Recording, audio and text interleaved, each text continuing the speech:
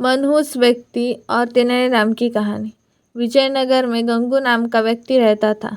उसके बारे में कहा जाता था कि वह बड़ा ही मनहूस है और जो सुबह सुबह उसकी शक्ल देख ले उसे खाना भी नसीब नहीं होता। धीरे धीरे यह बात पूरे विजयनगर में फैल गई और महाराज कृष्णदेवराय को भी इसके बारे में पता चला।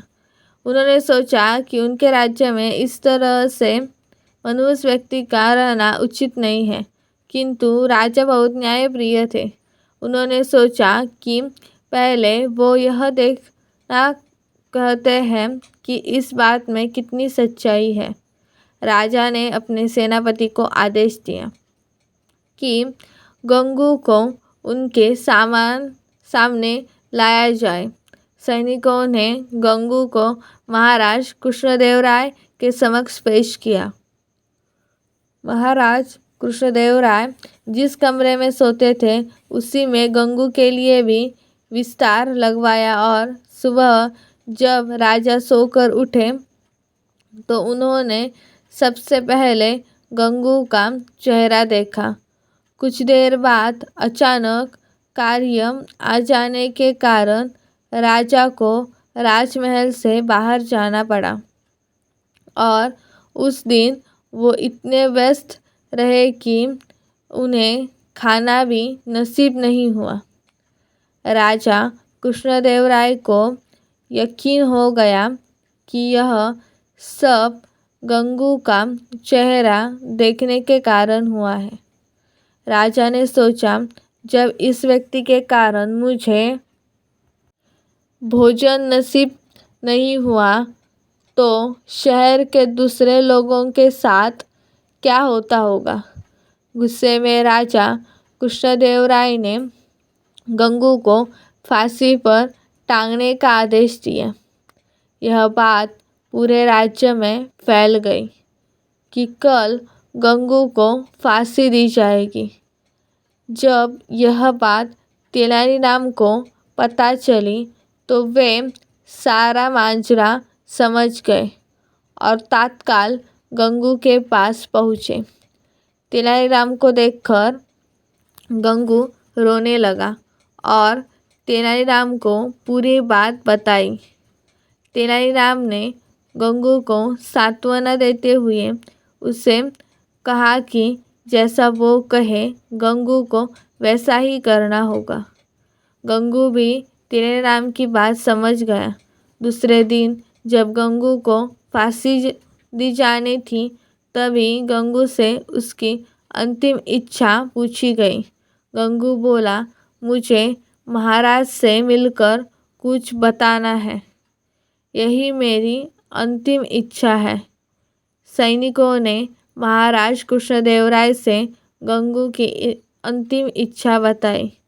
महाराज कृष्णदेवराय गंगू की अंतिम इच्छा पूर्ति के लिए उसके पास गए और बोले, बताओ गंगू, तुम्हें क्या बताना है। गंगू बोला, महाराज, इस राज्य में एक व्यक्ति मुझसे भी ज़्यादा मनहूस है। पहले दंड उसे मिलना चाहिए, फिर मुझे। महाराज कृष्णदेवराय ने बड़े आश्चर्य से गंगू से पूछा, गंगू, बताओ वह मनहूस व्यक्ति कौन है। गंगू बोला, महाराज, वह मनहूस व्यक्ति कोई और नहीं बल्कि इस राज्य का राजा अर्थात आप है। यह सुनकर महाराज कृष्णदेवराय अत्यधिक क्रोधित हुए और बोले, जानते हो गंगू, तुम क्या बोल रहे हो। इसके बदले तुम्हें दंड भी मिल सकता है।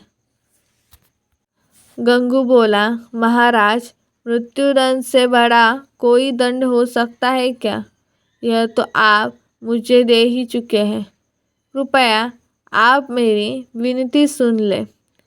इसके बाद आप जो भी दंड देंगे वह मुझे सहर्ष स्वीकार होगा। यह सुनकर महाराज का क्रोध कुछ शांत हुआ और बोले, तुम्हें जो कहना है कहो। गंगू बोला, महाराज, कल सुबह जब आपने मेरा चेहरा देखा तब आपको दिन भर भोजन नहीं मिला, तब आपने मुझे मनहूस समझकर मृत्युदंड दे दिया। ठीक उसी समय कल सुबह मैंने भी आपका चेहरा देखा था और मुझे फांसी की सज़ा मिल गई। मतलब आप मुझसे भी ज़्यादा मनहूस हुए। महाराज कृष्णदेवराय को पूरी बात समझ आ गई और उन्हें अपने निर्णय पर पछतावा हो रहा था।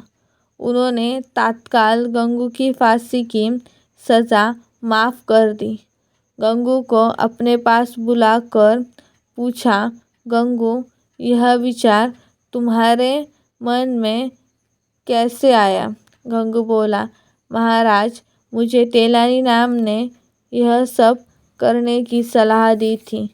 महाराज कृष्णदेवराय ने गंगू को बहुत सा धन देकर विदा किया और तेनालीराम को बुलाकर उसका धन्यवाद दिया कि उनके कारण एक निर्दोष की जान बच गई और महाराज के हाथ से एक बहुत बड़ा पाप होने से बच गया।